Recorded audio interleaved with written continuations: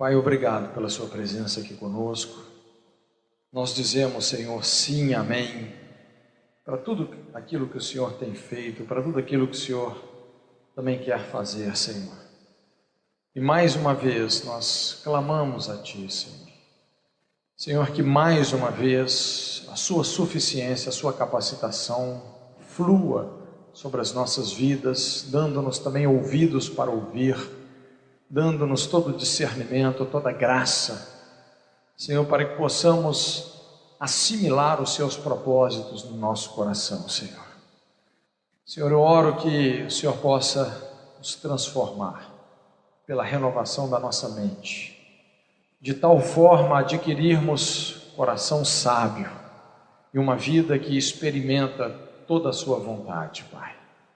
Obrigado, Senhor, por tudo aquilo que o Senhor tem feito, por aquilo que o Senhor ainda vai fazer no nome de Jesus. Amém. Amém, irmãos. Nós vamos falar sobre a submissão e a interdependência. Um outro tema que eu acredito ser uma das maiores chaves para os relacionamentos.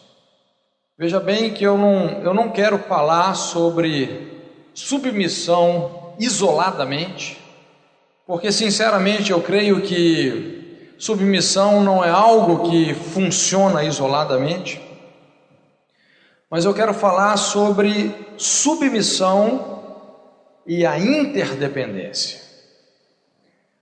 Aqui em João, no capítulo 15, verso 15, Jesus expressa realmente algo extremamente poderoso, um aspecto fundamental da sua liderança, da maneira como ele processava, como ele interagia com as pessoas na sua liderança, principalmente as pessoas próximas, os relacionamentos diretos, não é isso? Então ele fala assim: já vos não chamarei servos. Esse é o nível primário, não é, da submissão. Já não vos chamarei servos, porque o servo não sabe o que faz o seu senhor, mas tenho-vos chamado amigos, porque tudo quanto ouvi de meu Pai vos tenho feito conhecer.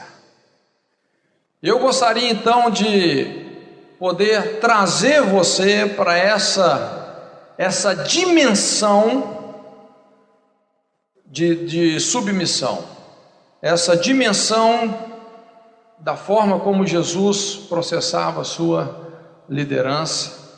E Jesus então estava elevando os conceitos de liderança e submissão para essa postura, esse nível, não é, da amizade.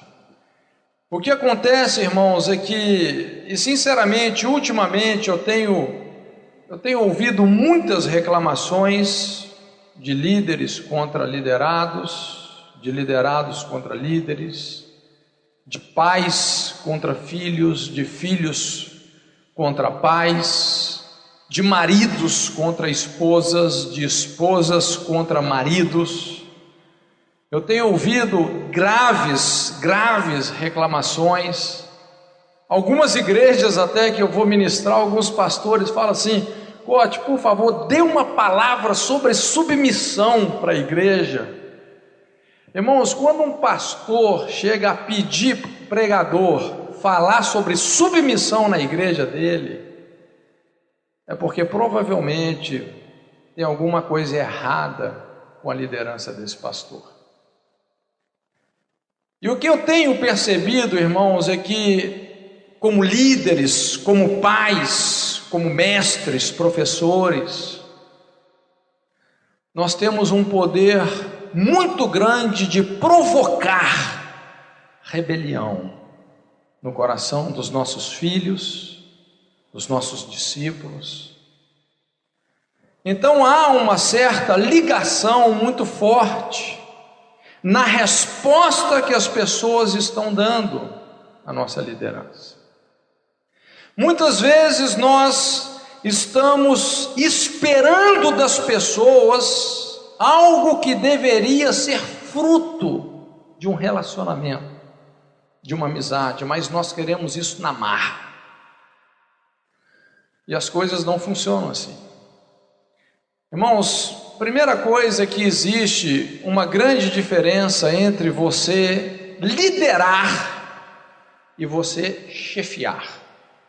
São conceitos totalmente diferentes. Por isso que é importante a gente considerar esses dois parâmetros, o parâmetro dos relacionamentos diretos e o parâmetro dos relacionamentos indiretos. Quando nós falamos sobre relacionamentos diretos, pessoas com que você tem uma convivência, que você está diretamente ligado a ela, então entra esses conceitos de submissão e liderança. Quando nós falamos sobre os relacionamentos indiretos, isso muitas vezes vai envolver um sistema de regras, chefia, ok? Então, quando você está numa posição de chefia, você cria um sistema de regras, e se aquela pessoa desacata esse sistema, ela simplesmente está queimada, ela vai sofrer as consequências de quebrar aquelas regras. Isso é importante, não é? As regras são importantes. Mas eu quero poder gerar realmente no seu espírito, no seu coração, esse discernimento, esse entendimento sobre o espírito de submissão que deve permear os nossos relacionamentos diretos. Pessoas com quem você está caminhando, pessoas que Deus tem te confiado, como filhos, como pais. Então, irmãos, eu quero fazer uma abordagem sobre a submissão, mas nesse contexto da interdependência, e eu espero que Deus nos dê realmente muita graça para discernirmos essas coisas, porque eu creio que a igreja está crescendo quantitativamente, graças a Deus.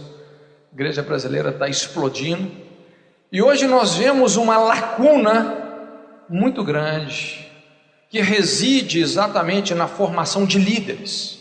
Talvez nós temos até muitos chefes na igreja. O chefe manda, você tem que obedecer, não é? Porque é o chefe. Mas o líder, ele inspira. O que define um líder é quando ele tem seguidores que o seguem voluntariamente. Envolve voluntariedade. Envolve você inspirar a voluntariedade nas pessoas. A partir do momento que você está exercendo a sua autoridade, sem influenciar e sem produzir essa submissão voluntária, então você deixou de ser um líder, passou a ser um chefe. Eu creio que o elemento mais poderoso no contexto da autoridade é a submissão. Não existe liderança sem submissão, e não existe submissão sem respeito, sem voluntariedade. Assim, a submissão dificilmente vai sobre um ambiente de desconfiança e inimizade.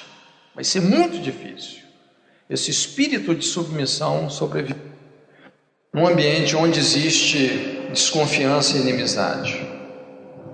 Então, a grande chave para o princípio da autoridade funcionar, principalmente na família e nos relacionamentos diretos dentro da igreja, é nós cuidarmos muito bem do ambiente espiritual, do ambiente emocional que envolve esse relacionamento entre a figura de autoridade e as pessoas que estão ali subordinadas.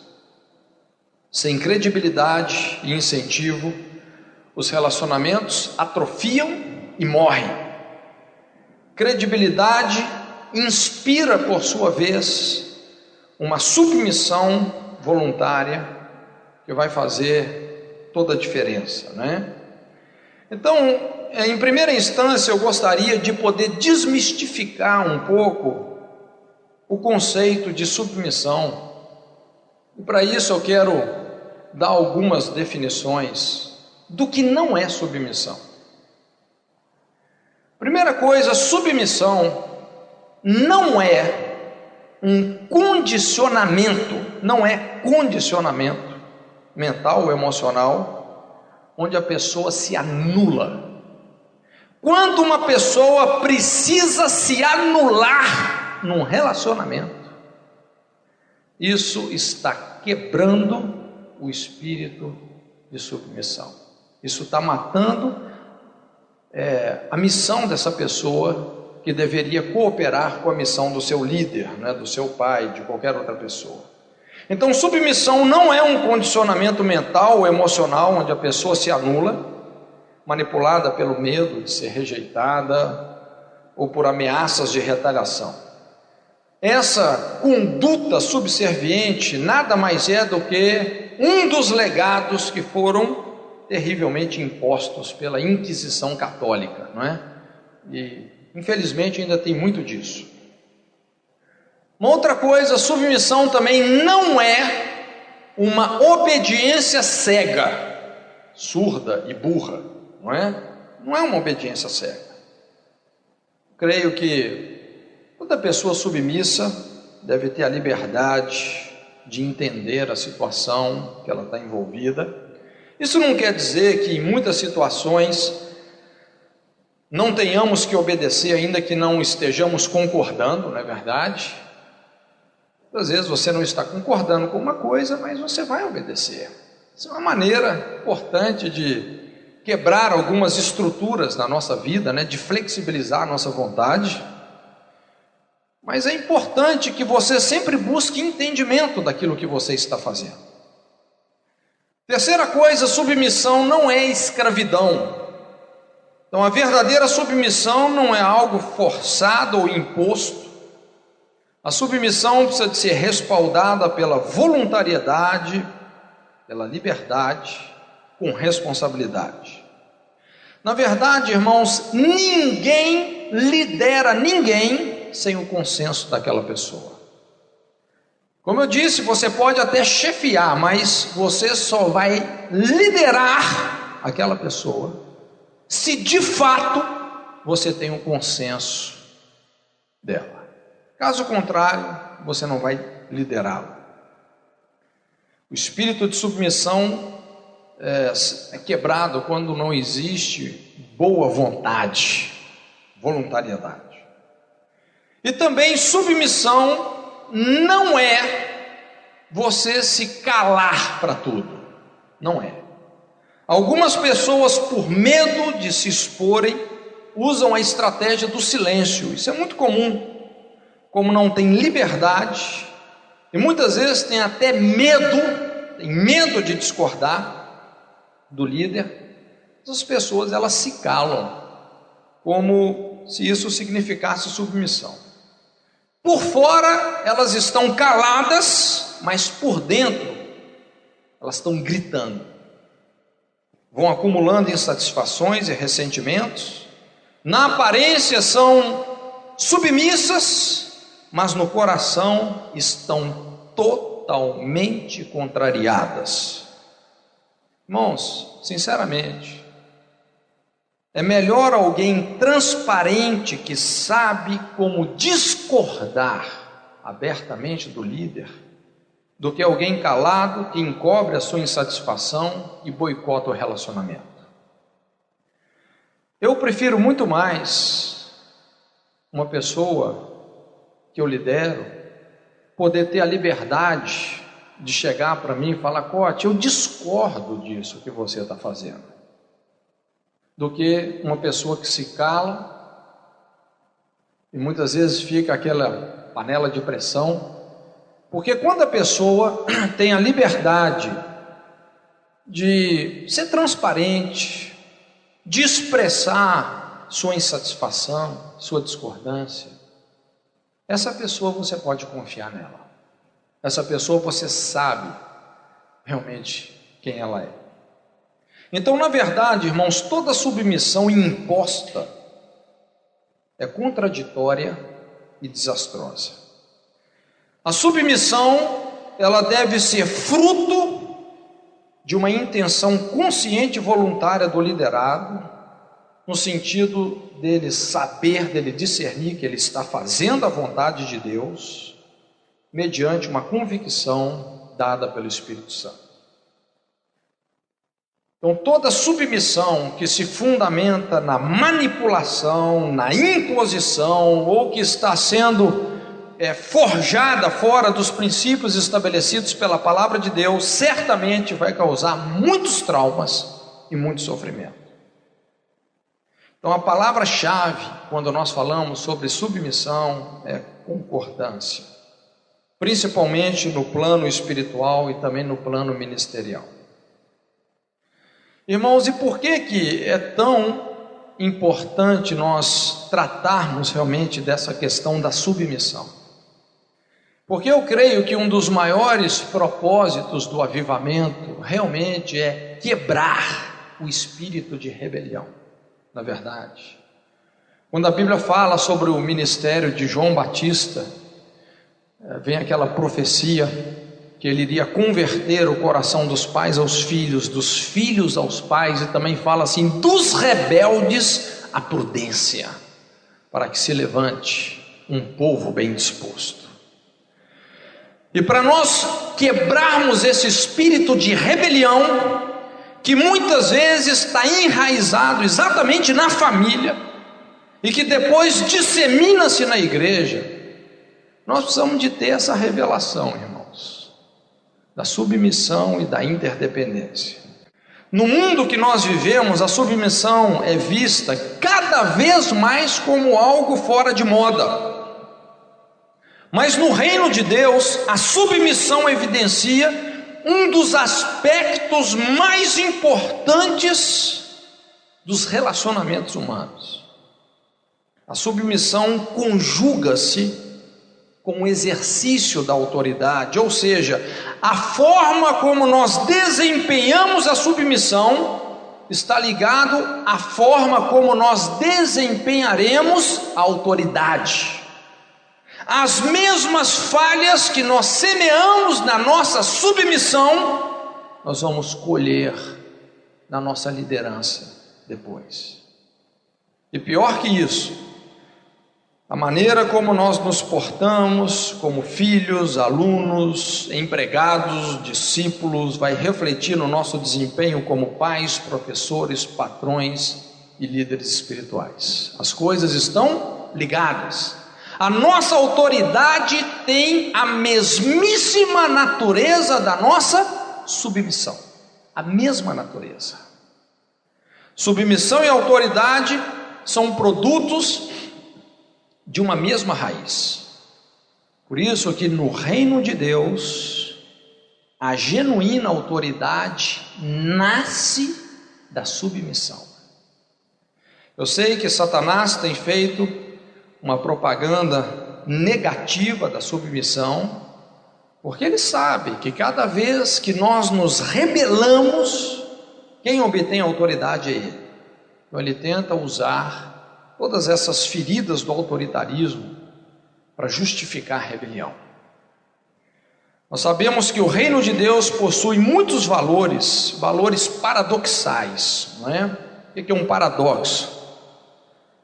O paradoxo é uma verdade que está escondida numa contradição aparente.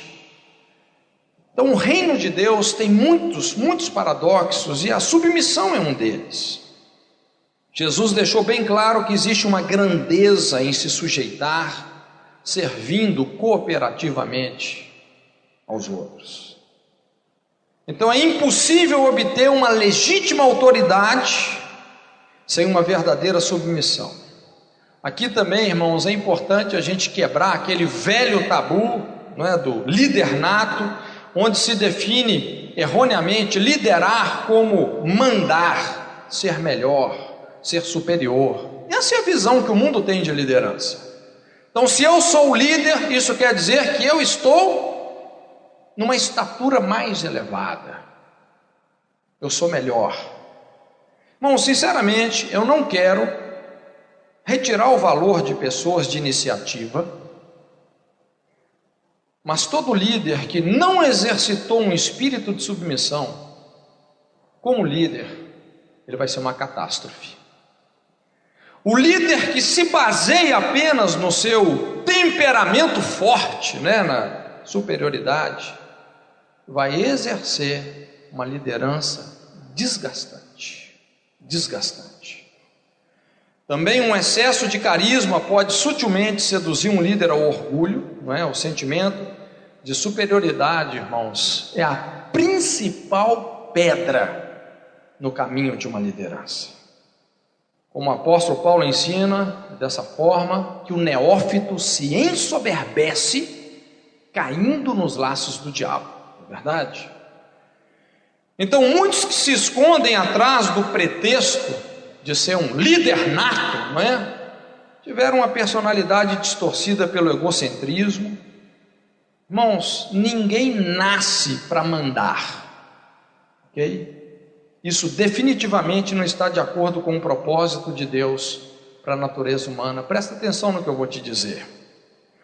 Nós nascemos para servir aos outros através de um dom vocacional dado por Deus. Esse dom precisa de ser descoberto, posto em prática, com a motivação de abençoar os outros. É assim que nós prosperamos. Como líderes, não como chefes, mas como líderes, como pais, como ministros de Deus, a nossa visão deve ser a de investir na visão de outros, na liderança de outros, e não apenas criar um rol de subservientes que estão condicionados, programados a satisfazer os nossos caprichos. É dessa forma que muitos são enganados e traídos pelo próprio sucesso. Por isso que um compromisso com a submissão corrige a nossa motivação de liderar. Quando você se exercita na submissão, quando você faz do seu dom uma oportunidade para abençoar a liderança de alguém, para cooperar, para contribuir voluntariamente com a liderança de alguém, isso vai corrigir a sua motivação depois, no sentido de exercitar a autoridade. Quanto mais aprendemos a nos sujeitar, mais aprendemos a servir. E quanto mais servimos, mais lideramos, inspirando outros pelo nosso exemplo. No reino de Deus, irmãos, liderar é servir. O Filho do Homem não veio para ser servido, mas para servir. Como é que Jesus conquistou as nações para Deus? Como que ele conquistou as nações? Dominou as nações? Ele levantou uma espada, ele levantou lá a sua autoridade, bem que ele poderia fazê-lo, mas ele conquistou as nações servindo e dando a sua vida. Então, irmãos, eu quero falar sobre esse poder da interdependência. Como eu disse, a autoridade não está ligada a uma pessoa isolada, mas ela está ligada aos relacionamentos, à concordância entre as pessoas. Foi isso que Jesus explicou ser, foi o que ele chamou ser a chave do reino dos céus. Tudo aquilo que ligardes na terra será ligado nos céus. Tudo que for desligado na terra será desligado nos céus. Então, o grande segredo da submissão reside nesse espírito da interdependência. Agora, isso exige um processo de crescimento e maturidade, entende? O meu propósito é levar vocês a essa compreensão dentro da própria liderança que Jesus exerceu, principalmente nessa declaração que ele faz: já não vos chamareis mais servos, mas agora eu chamo vocês de amigos. E eu tenho feito disso um dos meus principais lemas e desafios para a minha liderança. Hoje, o que eu mais prezo nas pessoas com quem eu me relaciono diretamente é de preservar, de incentivar um clima de profunda amizade com aquelas pessoas. Irmãos, como isso é sinérgico, como isso funciona, como isso é poderoso. Todas as vezes que eu quis descer a minha autoridade goela abaixo de alguém, eu percebi que isso foi uma catástrofe. Poder da interdependência. Entendendo o processo natural do amadurecimento, nós podemos entender a dinâmica, a grande dinâmica da submissão. E a forma como nós assimilamos e praticamos a submissão precisa também de evoluir, não é?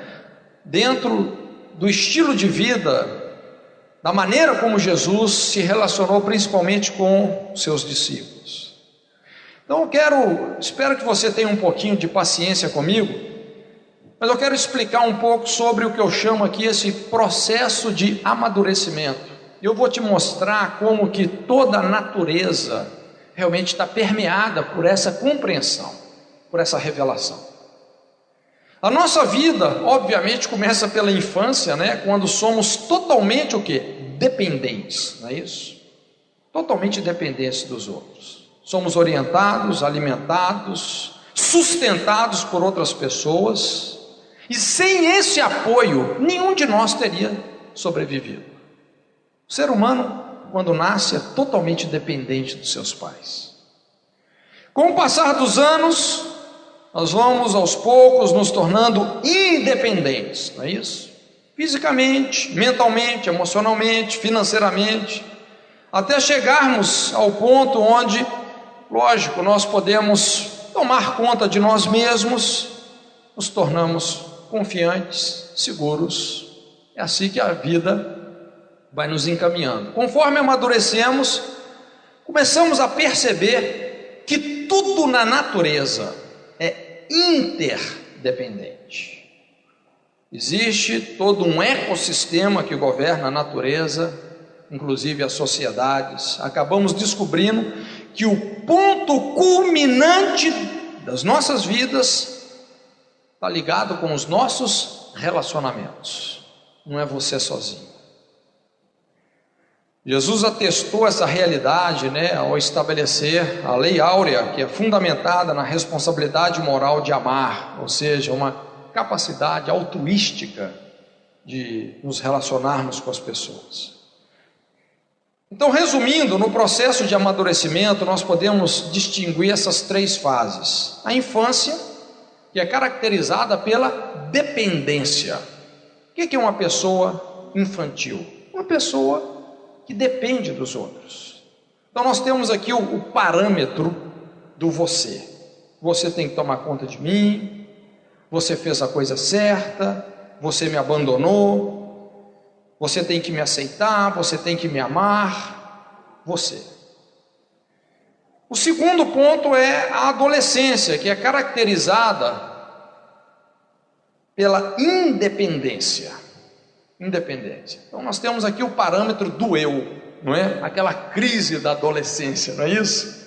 Eu sei fazer, eu sou responsável, eu sou capaz, eu sei escolher, eu sou o dono do meu nariz, não é? Adolescente.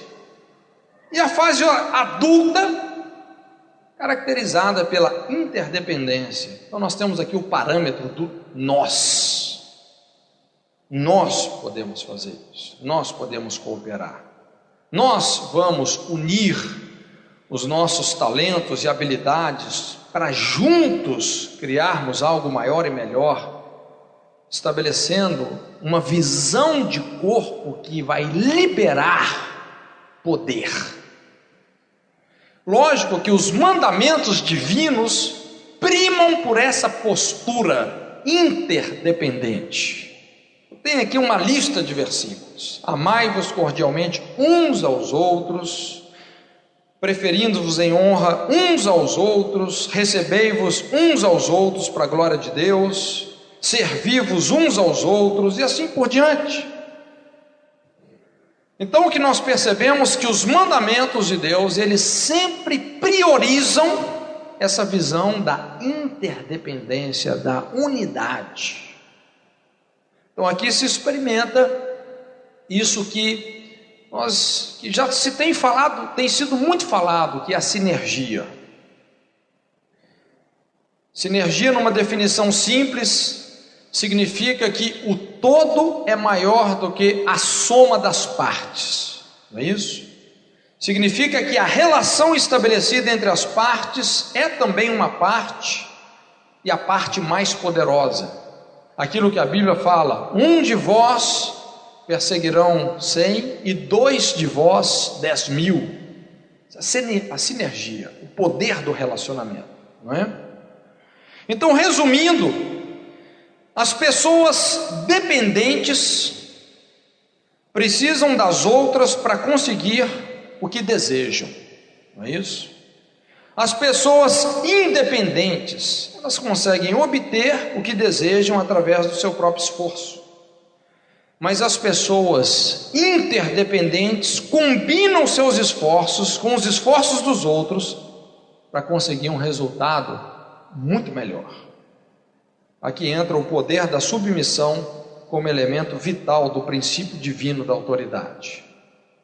Submissão é algo para ser sinérgico, e não uma situação imposta de maneira opressora e dolorosa. Então vamos trabalhar um pouco mais com esse entendimento, vamos diagnosticar a nossa postura dentro dessas 3 áreas que são básicas da vida de qualquer ser humano: a área física, a área emocional e a área intelectual. No perfil dependente, se eu sou uma pessoa fisicamente dependente, eu vou precisar da ajuda de alguém. Se eu sou emocionalmente dependente, o meu senso de valor, de segurança, vai depender da opinião dos outros ao meu respeito. Seria então devastador quando alguém dissesse que não gostasse de mim. Se eu fosse uma pessoa intelectualmente dependente dos outros, eu vou precisar de terceiros, vou precisar de algum líder para pensar no meu lugar e para resolver as questões e os problemas da minha vida. E o que a gente percebe hoje é que muitas pessoas, elas estão se relacionando com a submissão nesse nível da dependência. Então a pessoa começa a depender do líder. Tudo que ela tem que fazer, as decisões que ela tem que tomar, o líder é que vai dizer, vai pensar por ela, vai escolher por ela, vai ouvir a Deus por ela. Irmãos, eu entendo que um dos maiores desafios de um líder, de um pai, é poder produzir audição, construir ouvidos espirituais na vida dos seus discípulos. Quando um líder começa a ouvir a Deus por um liderado, isso vai produzir uma paralisia nele. Eu sinceramente, muitas vezes tem pessoas que me procuram, e a tendência, principalmente de um novo convertido, é transferir para você os problemas dela, não só isso, mas a responsabilidade que ela tem de fazer decisões, de pensar. Então muitas vezes eu até sei o que eu deveria dizer para a pessoa, mas eu não digo. Porque se eu fizesse isso, eu estaria privando essa pessoa do direito e do dever de ouvir a Deus, de exercitar o seu potencial de fazer decisões. Então, nem que ela tenha que errar uma ou outra vez, é importante deixar essa pessoa aprender. Porque quando nós começamos a alimentar um relacionamento nesse nível de submissão baseado na dependência, bom, você não está fazendo um discípulo, você está fazendo uma parasita. E nós sabemos que o que define realmente uma pessoa como genuíno discípulo, Jesus disse: as minhas ovelhas ouvem a minha voz. Quando líderes, nós começamos a ouvir a Deus pelos nossos discípulos, nós damos tudo pronto e mastigado, nós estamos castrando a audição espiritual dessas pessoas. E quando você castra os ouvidos, você também vai criar um bloqueio com a palavra profética, porque todo surdo é um mudo. É assim que nós começamos a esmagar aquela unção apostólica, a unção de criatividade, de novos dons, novas visões, novos empreendimentos, através dessa visão subserviente, da submissão, dentro de um perfil dependente. No perfil independente, se eu fosse uma pessoa fisicamente, se eu sou uma pessoa fisicamente independente, lógico, eu posso me virar sozinho, sem auxílio de quem quer que seja. No plano intelectual, vou seguir as minhas próprias ideias, poderia pensar de modo crítico, lógico, analítico, organizando, expressando os meus pensamentos. Se eu sou uma pessoa emocionalmente independente, eu vou saber reconhecer o meu valor, independentemente se os outros gostam ou não de mim. Se ele não gosta de mim, tudo bem, eu me aceito, Lógico, irmãos, que o padrão social privilegia a independência. Por quê? Porque a maioria das pessoas estão lutando com a dependência. A maioria das pessoas estão agarradas lá: mas aquela pessoa fez isso comigo, o meu marido falou aquilo, o meu pastor fez aquilo outro. São pessoas que estão dependendo de outras. Então, quando alguém pode chegar e se virar sozinho, lógico que a sociedade vai privilegiar esse tipo de conduta. Então, a independência representa o objetivo supremo de muitos indivíduos. E atualmente, irmãos, nós encontramos muitas pessoas, muitas vezes por razões totalmente egoístas, destruindo o casamento, abandonando os filhos, deixando de lado todas as responsabilidades sociais. Tudo isso em nome da minha independência. Eu quero ser independente. Agora, isso só revela uma dependência mais profunda, onde a pessoa, na verdade, está sendo controlada pelas fraquezas alheias e pelas circunstâncias que escapam do seu controle. Então veja bem, irmãos, que a independência é boa até um certo ponto. Deus quer nos levar a esse perfil interdependente. Então, diagnosticando nossa própria vida, se eu sou fisicamente interdependente, lógico, eu continuo mantendo a minha autoconfiança e capacidade, sabendo que nós dois juntos podemos fazer muito mais do que cada um de nós isoladamente. Se eu sou uma pessoa emocionalmente interdependente, eu conheço o meu valor, mas eu também reconheço a importância do amor, de saber dar e receber de outros, não é isso? Se eu sou intelectualmente interdependente, eu estou consciente que eu preciso de novas ideias, da maneira diferente de pensar dos outros para somar a minha. Então eu vou enxergar as diferenças não como um problema, mas como uma possibilidade a mais de fazermos algo ainda mais grandioso. Então veja bem, irmãos, seguindo essa linha de raciocínio, é muito importante nós evoluirmos a nossa compreensão sobre submissão, como Jesus falou com os discípulos: não vos chamareis mais servos, saiam da dependência, da independência, mas eu estou chamando vocês para um plano de amizade, de cooperação, de fazermos juntos, de investirmos voluntariamente no mesmo propósito. Muitos se estagnam num conceito primário de submissão baseado apenas na dependência dos outros. Ou seja, nós submetemos porque dependemos. Outros vão evoluindo e percebem que não precisam se anular para submeter. Com maior capacidade de iniciativa e autoestima, eles sentem que eles podem agir de forma independente, né? Mas como eu disse, isso é bom e importante até um certo ponto.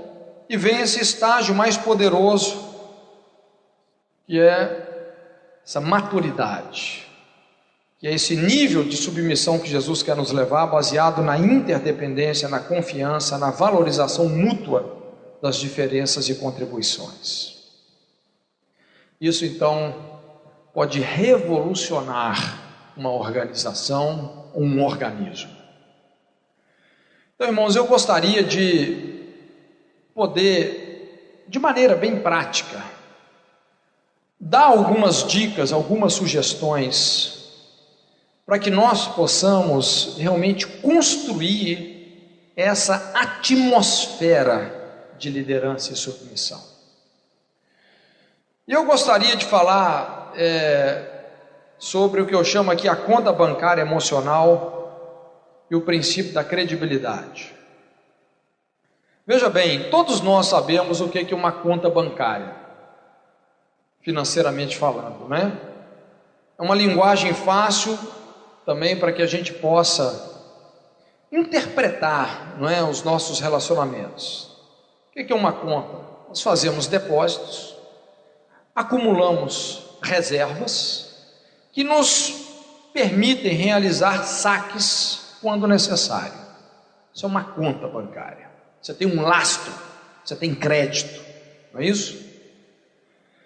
Uma conta bancária emocional, trazendo isso para os nossos relacionamentos, uma conta bancária emocional descreve a quantidade de confiança. Esse é o capital, confiança. Quantidade de confiança que se acumulou num relacionamento, o que proporciona uma genuína sensação de segurança. Onde tem confiança, tem segurança, ok? Se eu fizer depósitos na minha conta bancária emocional com você, através da cortesia, da gentileza, da honestidade, cumprindo os meus compromissos que eu assumi, eu estou fazendo o quê? Uma reserva, não é isso? Nós vamos o quê? Alimentando o nosso relacionamento com um crédito de confiança, ok? Posso até cometer, às vezes, um erro ou outro, fazer algum saque, não é? Mas que o saldo que tem ali naquele relacionamento, o saldo de confiança, a reserva emocional, vai compensar essas retiradas. Quando a conta de confiança é alta, a comunicação é instantânea, é fácil, é eficaz. Quando você sustenta um relacionamento assim com seu filho, um relacionamento de confiança, de amizade, de cumprir as suas promessas, quando você alimenta um relacionamento assim, vai haver uma boa comunicação, não é isso? As coisas vão fluir. Agora, se eu tiver o costume de demonstrar grosseria, desatenção, desconsideração, se eu sempre agir com arbitrariedade com você, se eu trair a sua confiança, ou se eu quiser bancar o dono da sua vida, a minha conta bancária emocional, uma hora vai chegar lá no vermelho, é ou não é verdade? Produzindo um clima de tensão, atrito, insatisfação e constrangimento. Irmãos, vai ser difícil, vai ser muito difícil um relacionamento nessas circunstâncias. Vocês concordam comigo? Então, muitos relacionamentos têm funcionado nessa base de instabilidade. Muitas famílias e casamentos estão cheios disso e vivem à beira de colapsos. Não pode haver amizade sem confiança, nem confiança sem integridade. Essas coisas andam juntas.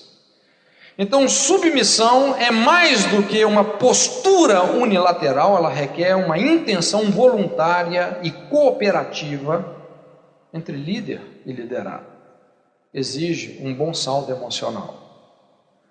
Tantas vezes a gente vai ouvir, por exemplo, situações conjugais, onde houveram traições. Irmãos, olha, para você, às vezes, poder tirar essa conta bancária emocional do vermelho, não é uma coisa simples. Confiança não é algo que cai de paraquedas num relacionamento, é algo que é construído dia a dia, é algo difícil de ser construído e muito fácil de se perder. Então, submissão é quando o discípulo incorpora uma missão que se integra, que serve à missão do líder, que por sua vez investe no liderado, nutrindo a sua missão. Quando essa motivação mútua deixa de governar o relacionamento, mais cedo ou mais tarde, haverão algumas disfunções comprometedoras. São os dois lados. Ou seja, enquanto o liderado egocêntrico e rebelde invoca uma liderança castrativa, o líder egocêntrico e tirano produz nos liderados uma submissão susceptível ao boicote. Aquilo que você semeia, você vai colher. É isso? Aos poucos, um clima amistoso de egoísmo, desconfiança vai se instalando, desgastando os relacionamentos e frustrando os resultados que poderiam ter sido produzidos. Então, irmãos, um dos grandes segredos desse relacionamento na família, para que nós possamos estimular uma liderança saudável e uma submissão voluntária, é investir na confiança. Entende? Irmãos, a coisa mais fácil que tem é um líder irresponsavelmente rotular um discípulo de rebelde, é um pai rotular um filho de rebelde, não é isso? É muito fácil, não. Filho meu rebelde, ele não se submete. Mas muitas vezes, irmãos, a rebelião dos nossos filhos é um efeito colateral do nosso orgulho, da nossa arrogância, da nossa grosseria, do nosso controle. Vocês estão entendendo o que eu estou dizendo? Então vamos ver alguns princípios aqui para a gente poder investir na confiança. Eu quero sugerir algumas maneiras importantes de investir para aumentar esse saldo emocional de um relacionamento. Então esses depósitos, na conta emocional, eles constituem responsabilidades fundamentais num relacionamento de liderança e de submissão. Eles vão construir o ambiente para uma submissão sinérgica, Então, o primeiro depósito para que nós possamos investir na confiança é respeito e compreensão. Isso vem da habilidade de reconhecer e comprometer com o valor da outra pessoa. Irmãos, olha, principalmente nos relacionamentos diretos com os nossos filhos, com os nossos discípulos, nós precisamos de ter essa habilidade de nos comprometermos, de discernirmos os verdadeiros valores daquela pessoa. Tentar compreender realmente a outra pessoa, talvez isso vai ser uma das coisas mais importantes que um líder pode fazer. Você não vai conseguir saber o que realmente constitui um verdadeiro incentivo para uma pessoa, se você não conseguiu compreender essa pessoa em relação aos valores que ela tem. Interessante, uma ilustração simples, né? Havia uma irmã cujo marido gostava muito de futebol, apaixonado por futebol. E eles estavam experimentando algumas dificuldades muito fortes no casamento. E essa irmã, ela, como mulher de Deus, ela percebeu que ela podia melhorar o relacionamento dela com o marido. E ela então começou algumas vezes a assistir os jogos de futebol, né? Olha, quando uma irmã está disposta a assistir o jogo do Corinthians com o marido, é o cúmulo do quebrantamento, né? E as pessoas começaram a observar aquilo, né? Ela, às vezes, assistindo o jogo de futebol com o marido.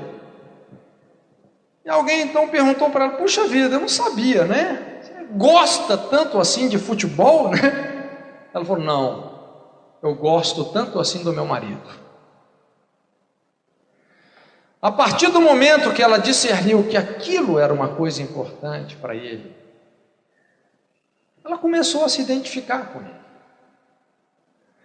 E isso foi transformando aquela situação difícil que havia no casamento, né? Aquilo foi digerindo toda a problemática. Nós precisamos de entender os outros com profundidade, né? Então, respeito e compreensão. Sem isso, irmãos, não vai haver credibilidade, confiança, voluntariedade no relacionamento. Segunda coisa, é o que nós chamamos aqui pequenas gentilezas, grande consideração. As pequenas gentilezas e cortesias são extremamente importantes. Muitas vezes essas coisas passam despercebidas, não é, nos nossos olhos, mas a falta de cortesia, o descaso, o desrespeito, mesmo que mínimos, provocam um afastamento considerável. Eu já tive muitas situações que eu mesmo vivi, que por causa de um distrato mínimo, aquilo fechou a porta para um relacionamento com a pessoa. Irmãos, às vezes uma palavra mal dada, mal colocada, pode causar uma barreira que você nem imagina. Nos relacionamentos, as pequenas coisas se equivalem às grandes. Então, o nível de consideração que nós temos por uma pessoa é determinado por esse nível de gentileza, não é? Nível de gentileza que nós demonstramos. Ainda até que aquela pessoa está sendo gentil, apenas para fazer uma média, né? Está sendo falsa. Mas a gentileza denuncia que no fundo existe uma grande dose de consideração pelo outro. Então a forma educada de se dirigir a uma pessoa pode estabelecer um novo curso para o relacionamento, produzindo resultados surpreendentes. Às vezes por causa de um por favor, de um muito obrigado, não é verdade? Isso pode o quê? Mudar totalmente o relacionamento, não é isso? Não apenas por uma questão respeitosa de tratamento e consideração, mas isso demonstra que você sabe reconhecer a importância daquela pessoa em suprir as suas próprias necessidades. Então as pequenas gentilezas, elas elevam a autoestima das pessoas, criando um ambiente de boa vontade e cooperação. Isso, sem dúvida, é um grande depósito. Isso vai gerar confiança nos relacionamentos.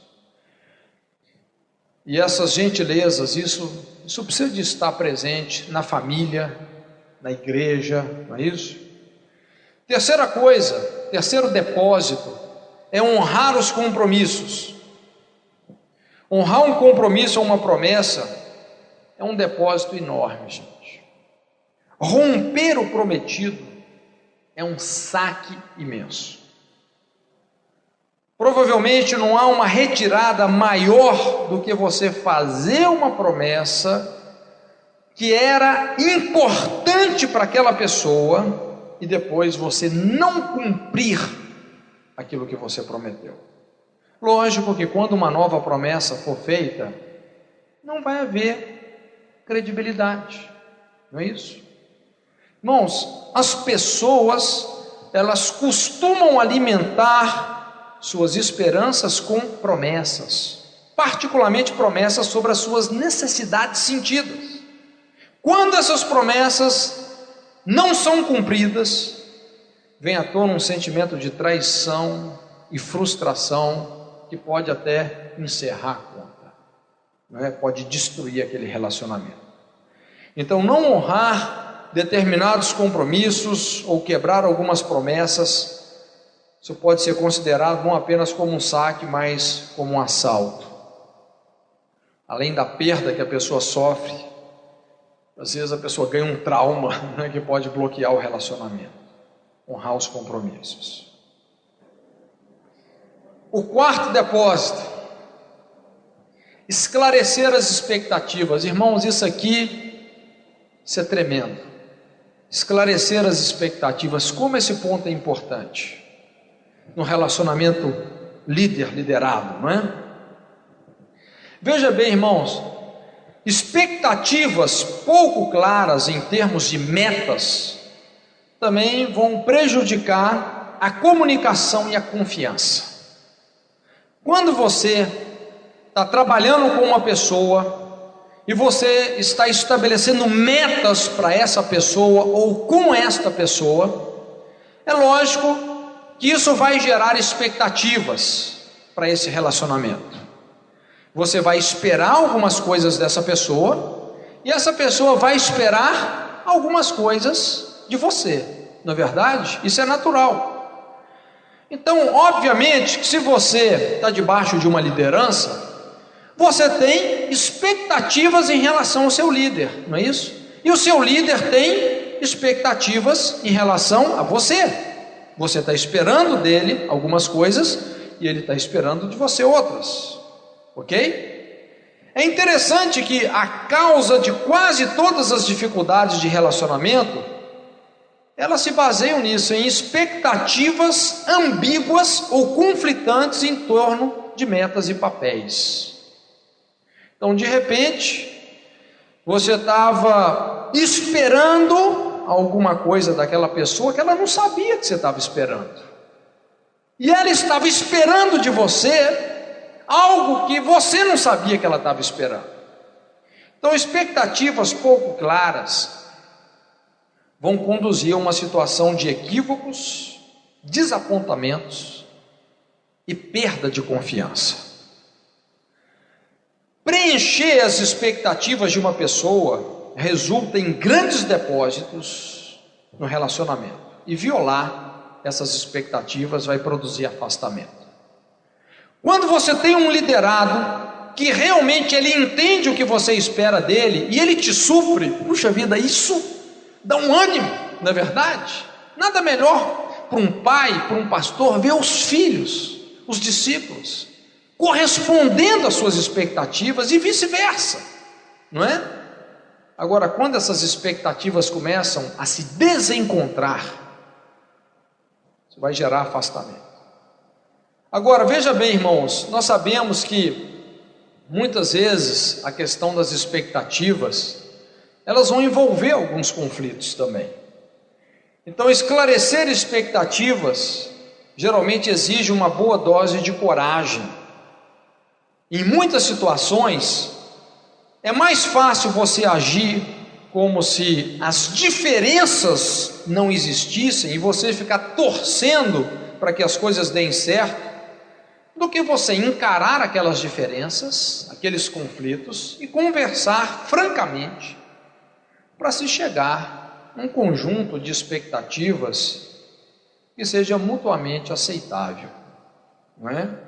Então, se você está estabelecendo, se você está caminhando com uma pessoa para um determinado alvo, para uma meta, e você percebe que aquela pessoa não está atendendo às suas expectativas, é melhor o quê? Vocês terem a coragem de conversar sobre aquilo, chegar num acordo, deixar isso bem claro, não é? Então é fundamental estar claro que a outra pessoa pode esperar ou não de você como líder, como liderado, não é? E vice-versa. Dessa forma não haverão cobranças imprevistas, nem esperanças frustradas, quando as expectativas estão bem clarificadas. O quinto depósito é você demonstrar integridade pessoal. Integridade. Irmãos, para que haja submissão, para que o exercício legítimo da autoridade flua, nós precisamos de prezar pela integridade. A integridade pessoal gera confiança, sendo a base para vários outros tipos de depósitos, que vão aumentar a credibilidade de um relacionamento. A falta de integridade pode minar a maioria dos esforços para construir um relacionamento saudável. A integridade inclui, primeiro, a honestidade, mas vai além dela. Honestidade implica em você contar a verdade, ou seja, adequar as nossas palavras à realidade. E a integridade é você adequar a realidade às nossas palavras, ou seja, manter as promessas e preencher as expectativas. Então, uma das formas mais importantes de você demonstrar integridade é você ser uma pessoa leal àquela pessoa. Lealdade. Mesmo quando aquela pessoa não está presente, você vai manter a sua lealdade em qualquer situação. Isso é um depósito tremendo. E o último ponto, a capacidade de reparar os próprios erros. Então isso é uma grande chave também para os relacionamentos, não é? Quando nós encobrimos os nossos erros, nós damos margem para muitos problemas, muita fofoca, muito desentendimento.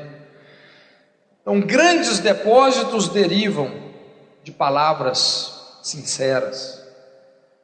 Uma pessoa precisa de ser dona de si, ter um profundo senso de segurança quanto aos princípios e valores fundamentais do Evangelho para se humilhar e pedir desculpas com sinceridade.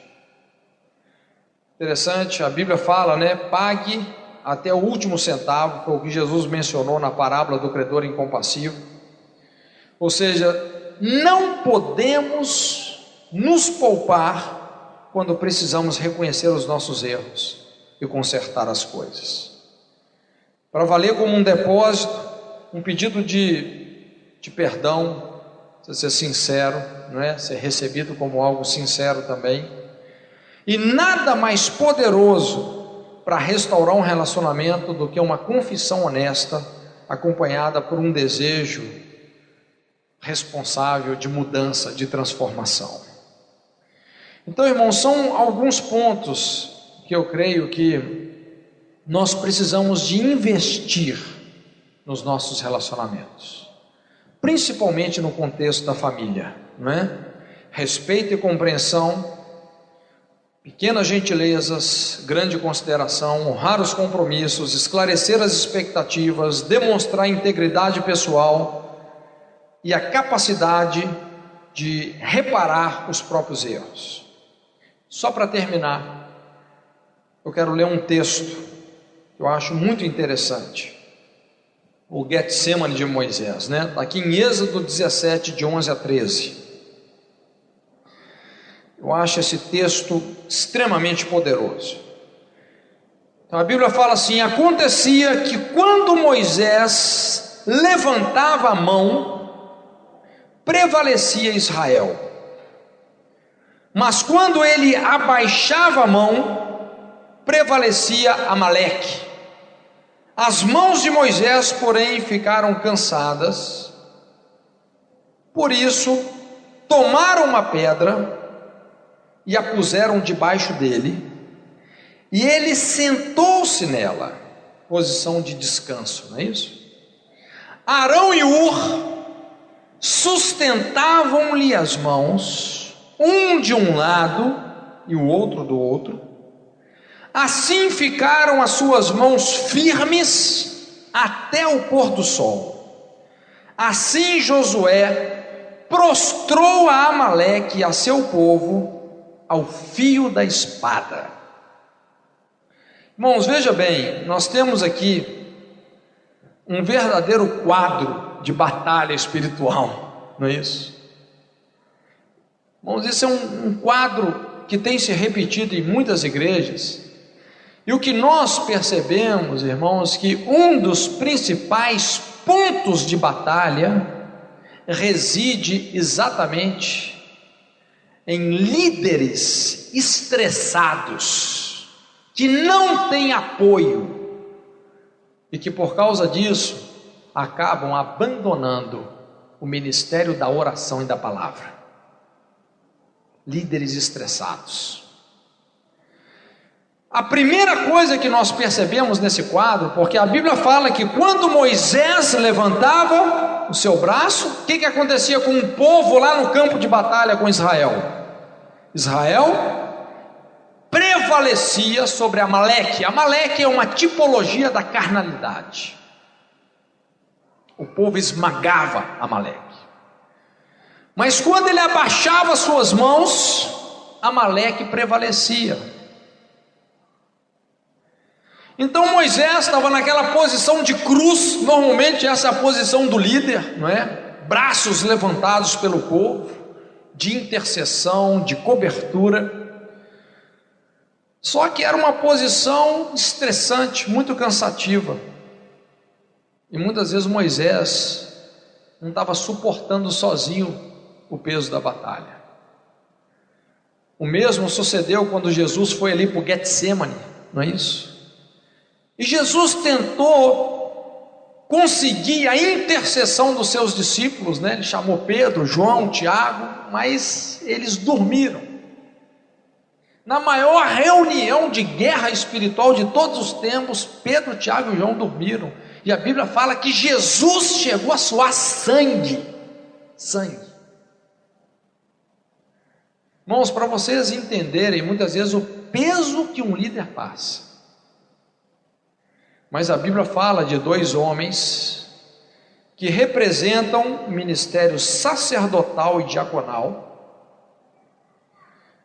que foram em auxílio a Moisés, assentaram Moisés numa pedra e sustentaram seus braços.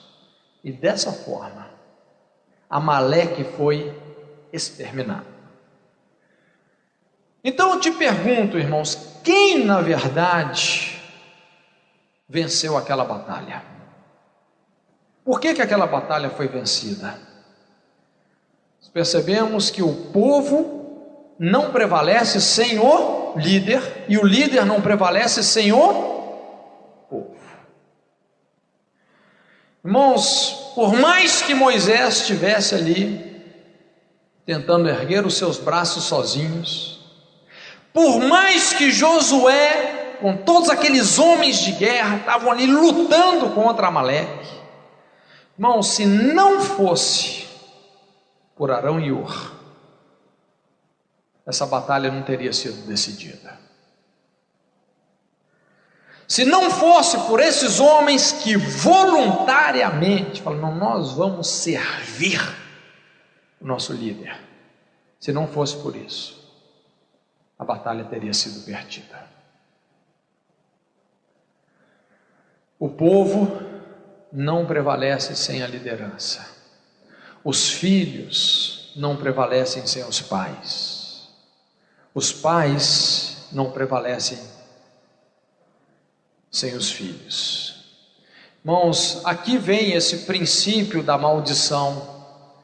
Quando nós permitimos que haja uma lacuna, uma brecha entre as gerações, não é isso? Quando os pais não se convertem aos filhos, os filhos não se convertem aos pais. Quando os maridos não se convertem às esposas, as esposas não se convertem aos maridos. Quando os líderes não se convertem aos seus discípulos e os discípulos não se convertem aos líderes, abre-se uma brecha e a maldição fere a terra.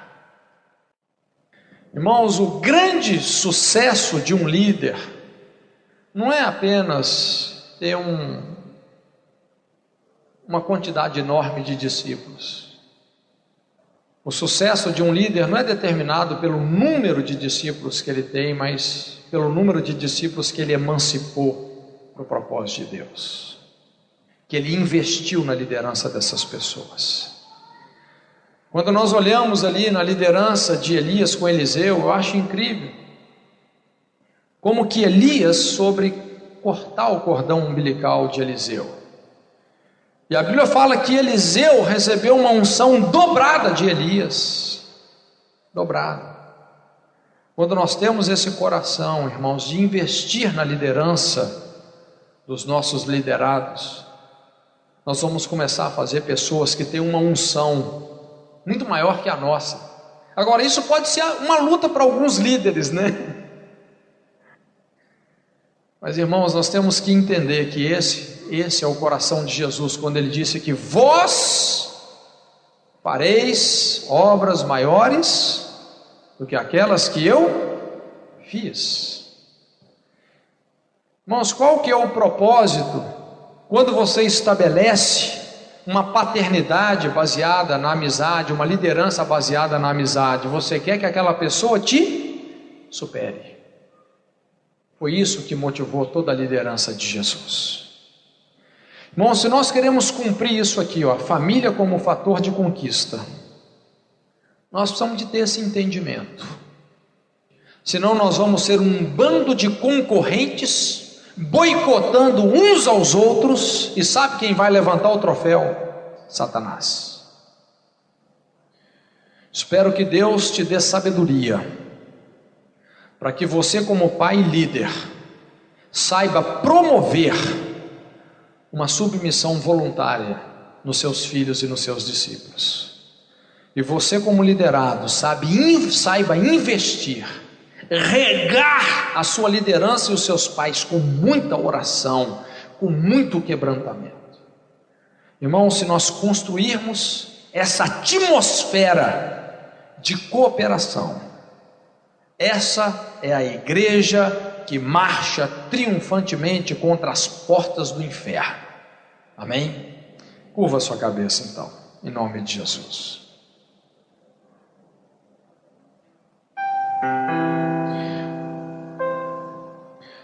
Eu gostaria que nós pudéssemos ser específicos hoje, orarmos de maneira específica. Se você entende que você tem violado realmente o princípio da autoridade, se você tem violado isso, se você tem abusado da sua autoridade como pai, como líder, ou se você, no seu coração, você tem carregado insatisfações, você tem se anulado, ou você tem pelos cantos falado aquilo que você não deveria estar falando, você tem murmurado.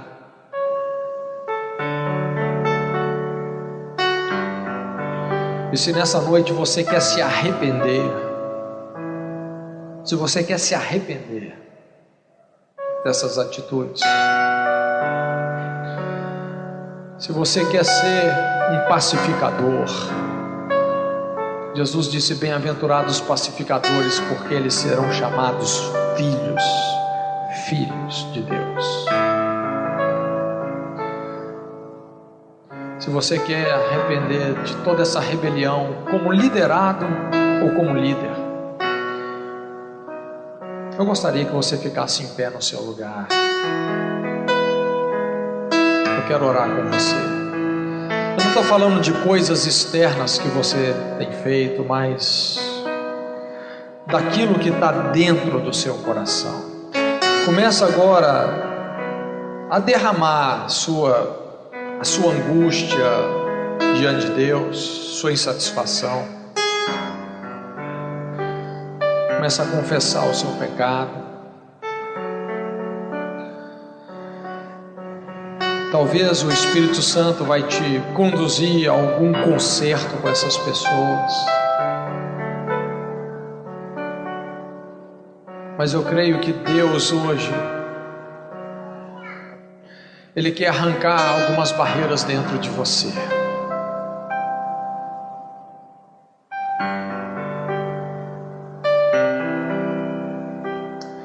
Senhor, muito obrigado pela sinceridade dessas pessoas. Eu quero me identificar com elas. Senhor, e juntos aqui nós queremos nos arrepender. Queremos nos arrepender, Senhor, de todas as vezes que nós temos boicotado, frustrado os nossos relacionamentos.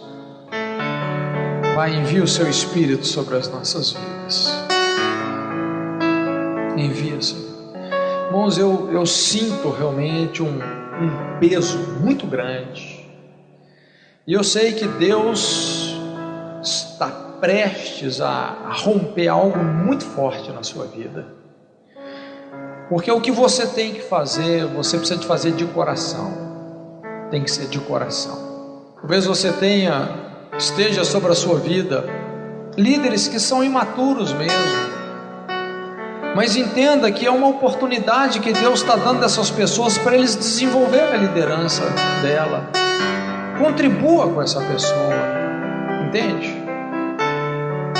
Não a julgue, ore por ela. Talvez o seu pai tenha te ferido muito, mas ele foi muito mais ferido do que ele tem te ferido, entende? Age com misericórdia em relação a ele. Converte o seu coração a ele. Se coloca no lugar dele.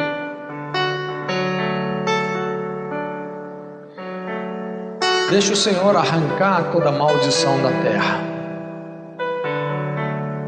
Seja sábio.